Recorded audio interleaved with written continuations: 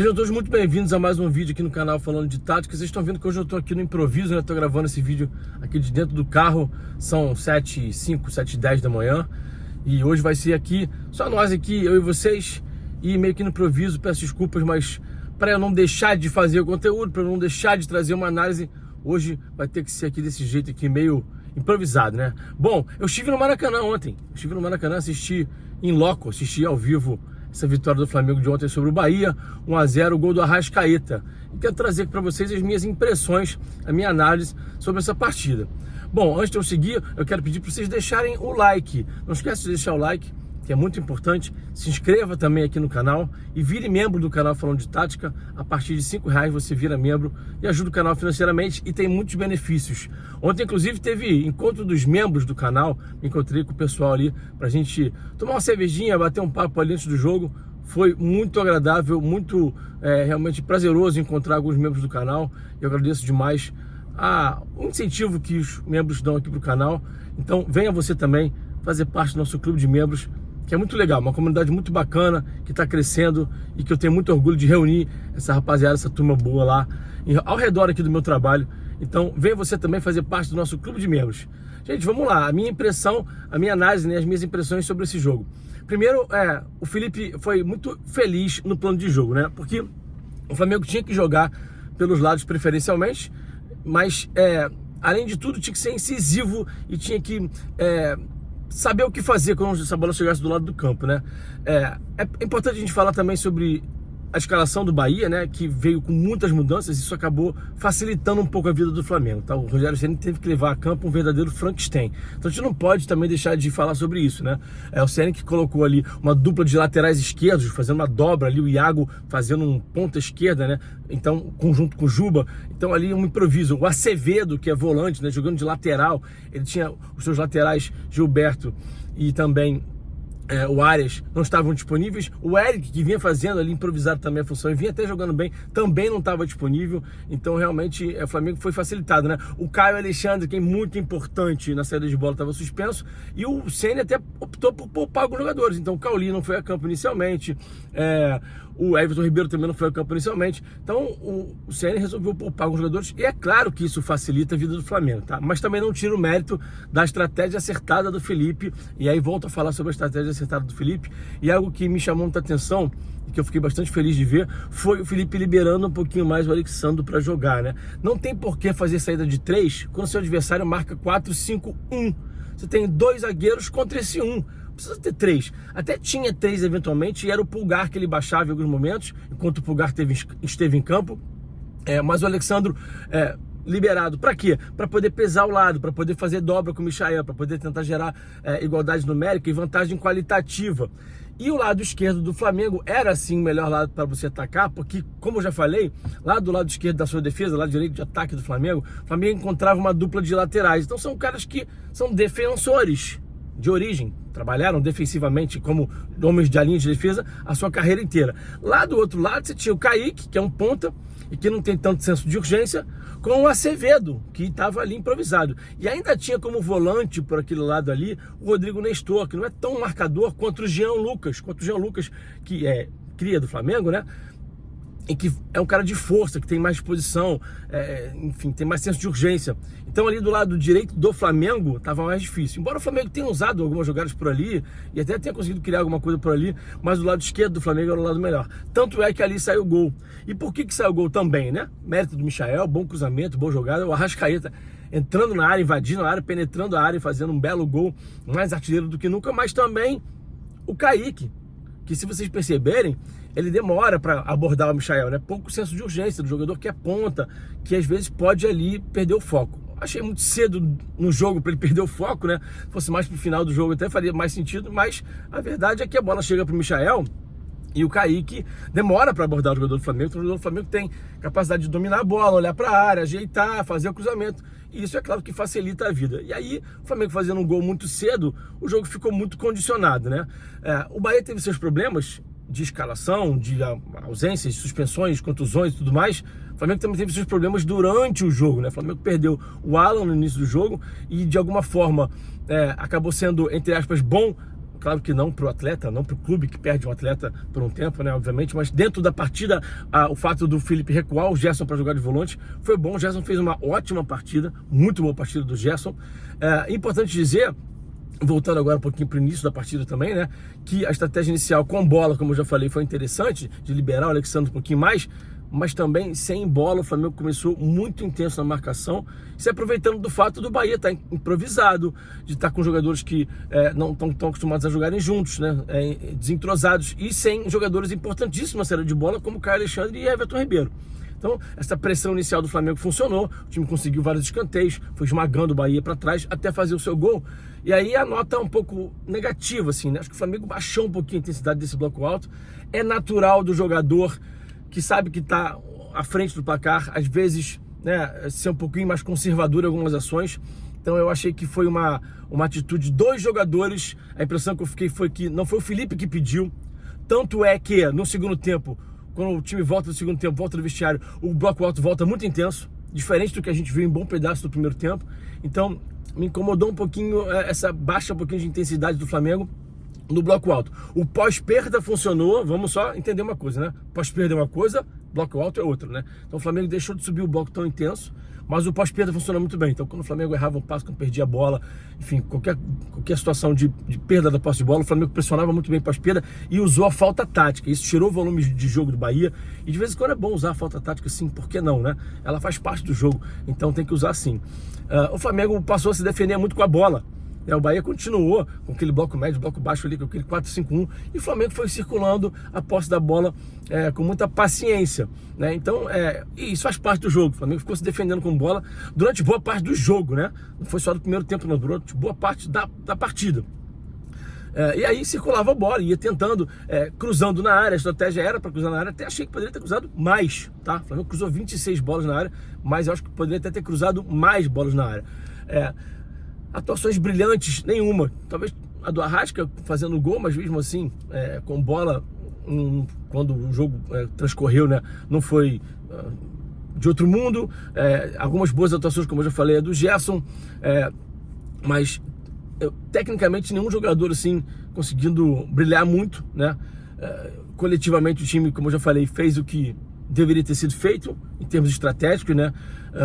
Mas também quero falar sobre a pouca quantidade de finalizações de média distância, né? O Flamengo finalizou uma bola só de fora da área, né? Foram 14 ou 16 finalizações, agora não estou me lembrando, mas só uma de fora da área. Então, quando você está jogando contra um time que está muito recuado, quando você consegue circular a bola de um lado para o outro, muitas vezes quando você circula, tem ali a situação de finalização, né? Então, me chamou a atenção negativamente o fato do Flamengo ter finalizado só uma vez de fora da área contra um time que atuava com um bloco muito recuado, né? Isso ajuda sempre a empurrar o adversário para trás, você subir o bloco, encaixar o bloco alto no tiro de meta do adversário, por exemplo, se você finaliza a bola para fora. Então, no segundo tempo, o Flamengo voltou mais intenso na marcação, como eu falei, isso me agradou. E o Rogério Ceni foi colocando seus titulares ali, colocou o Everton Ribeiro, colocou o Cauli, colocou o Pulga também, né? E aí o time do Bahia cresceu em qualidade, mas o Flamengo controlou muito bem o jogo. A verdade é essa, o Flamengo não teve nenhum momento em que ficou nas cordas, ficou sendo amassado, o Bahia não teve nenhum predomínio, não aconteceu isso em nenhum momento, né? Ali na reta final já, com o Flamengo com -1, né, com a expulsão do Gerson, que eu achei sinceramente que foi muito sem querer, assim, foi assim, uma infelicidade do Gerson. O Gerson acabou acertando, o rapaz acertou, Eric Pulga, claro. Acho que a expulsão foi justa, mas passou muito longe de ser uma maldade, né? Acho que a torcida tem até razão de reclamar que o Daronco não teve o mesmo critério lá no lance com o Wallace-Yan, né? Eu confesso que agora não lembro quem foi que deu a pancada no Wallace-Yan, mas foi bem parecido e ele não usou o mesmo critério, né? Aliás, falando sobre o Daronco, né? É uma tipo de arbitragem que atrapalha muito o jogo, né? Para muito o jogo, conversa muito. Toda vez que tem alguém caído no chão, ele para o jogo. Eu acho que ele é um desserviço ao futebol. Enfim, realmente influencia na qualidade do espetáculo, influencia no aspecto negativo, né? É uma pena, uma pena. Inclusive na questão do lance do pênalti pro Flamengo, né? Não fez diferença, estava no final do jogo, o Flamengo venceu de qualquer maneira, mas, pô, pra mim tá claro que o jogador do Bahia dá um tapa na bola ali, intencionalmente, dentro da área do lance, né? Ele foi lá ver na câmera, o VAR chamou, ele foi lá ver e não deu. Assim, uma coisa assim inacreditável. O VAR chamou porque entendeu que tinha um tapa deliberado na bola, né? Que o jogador do Bahia dá um tapa, faz o movimento de dar um tapa, né? E aí ele vai lá e não dá. E como é que ele conseguiu interpretar que aquilo não era intencional, que aquilo não é um pênalti? Eu fiquei assim, estarrecido, né? No estádio a gente viu no telão, na hora que eu vi no telão, eu falei, gente, pelo amor de Deus, né? Outra nota legal da gente falar, né, que não pode deixar de ser comentada também, o fato do estádio estar lotado, né? O BAP resolveu ceder, baixar um pouquinho os preços dos ingressos, né? Então ontem tivemos 59 mil pagantes, 62 mil presentes no estádio. Muito bom ver o estádio lotado, né? Uma atmosfera muito mais legal, a torcida apoia mais, faz mais barulho, os torcedores participam mais, os jogadores, né, têm uma atmosfera mais legal para eles jogarem, se sentem mais incentivados, prestigiados. BAP, você tem que fazer isso mais vezes, né?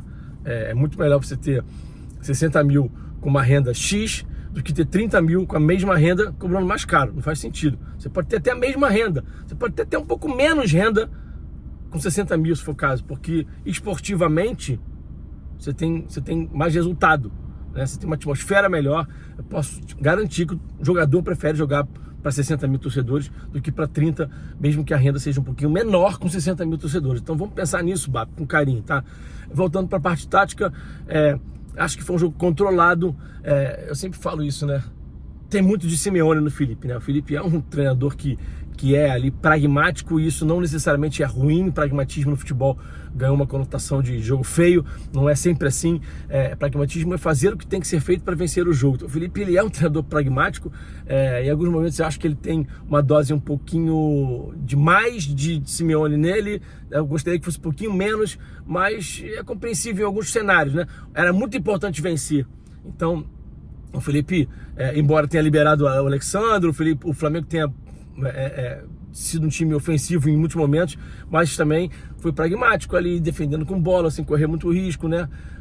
Enfim, o Flamengo também perdeu o Pulgar, né? Isso também condicionou muito o que o Felipe poderia fazer em termos de mudança. É importante a gente falar isso também, né? O Felipe ficou muito restrito em relação a mudanças, porque ao perder o Alan, depois perder o Pulgar também por contusão, teve que fazer as duas mudanças, cada uma numa janela ali de mudança. Ele passou a ter só uma janela a mais, e ele teve que esperar até os 33, 34 minutos de jogo para poder fazer ali a mudança tripla, né? Aliás, sobre a mudança tripla, importante também, né? O Wallace Ian, que personalidade legal, o Felipe dando oportunidade de novo para esse garoto, e ele entrando com muita personalidade.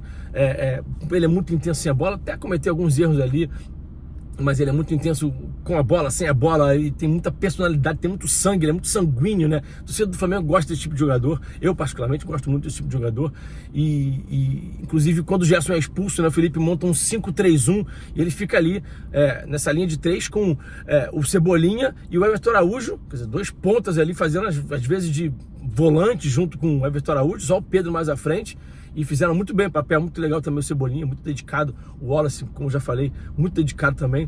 Muito, muito bom de ver o garoto tendo oportunidade. Ele tem muita personalidade, me chama muita atenção. E o Felipe foi bem no 5-3-1, né? Porque aí ele defendeu os lados do campo, botou o Cebolinha e o Wallace Ian, que tinha acabado de entrar, para balançar muito de um lado para o outro. O Everton Araújo também é um jogador que tem muita força física, consegue sustentar esse balanço de uma linha de 3 mais curta, né? E aí acabou que sustentaram bem, o Flamengo sustentou, teve um pouquinho de pressão, teve finalização ali do Willian José, uma do Pulga também, teve aquele lance ali do gol perdido ali na cara do gol, que eu não sei se estava impedido, para mim ainda é uma dúvida, ele não conseguiu definir, revendo o lance, estava impedido. O Rossi fazendo uma grande defesa, de qualquer jeito o Rossi teria feito a defesa, né? Aliás, para vocês aí, todos aí, que sempre cornetaram muito o Rossi, quando eu fiz vídeo aqui defendendo o Rossi, muita gente batendo no goleiro argentino, porque isso, porque aquilo, porque não sei o quê. Ele é um ótimo goleiro com os pés e um muito bom para muito bom goleiro com as mãos também. É um goleiro seguro, né? Experiente, que pode não ser de um patamar muito alto, mas, gente, um patamar muito alto tá jogando na Europa, né? Não tá jogando aqui na América do Sul. Então, assim, ele encaixa muito com o modelo do Felipe, porque ele é ótimo com os pés, tem muita identificação de homem livre, muita capacidade de identificar a vantagem, faz a bola chegar com qualidade, e com as mãos também, um goleiro muito seguro, também um goleiro que realmente ali se garante o time, né? Então, bacana ver o Rossi, depois de ter passado o que ele passou, 4 tiros no carro dele, foi lá e teve uma atuação segura, mostrou muita força mental também. E o Flamengo conseguiu essa vitória muito importante para ter paz, para respirar, para poder ter tranquilidade, para trabalhar bem essa semana agora, fazer um trabalho bem forte, para poder enfrentar a decisão de quinta-feira contra a LDU, jogo decisivo. O Flamengo precisa vencer, não existe outra opção para o Flamengo que não seja vencer. Então, que bom que o Flamengo encontrou um pouquinho essa paz para poder trabalhar com um pouquinho mais de tranquilidade essa semana nessa partida decisiva, tá? Espero que vocês tenham gostado desse conteúdo e, mais uma vez, peço para vocês não esquecerem de deixar o like e também de se inscreverem no canal e virarem membro do canal. Para virar membro do canal tem um botãozinho aqui, seja membro. Se tiver no iOS, aí no aplicativo do YouTube do iOS, não vai ter o botãozinho seja membro. Então você vai entrar aqui na descrição do vídeo, vai ter ali o link para você virar membro. Então venha para o nosso clube de membros, que eu tenho certeza que você vai gostar, beleza? Até o próximo vídeo, um abração e eu fui! Saudações!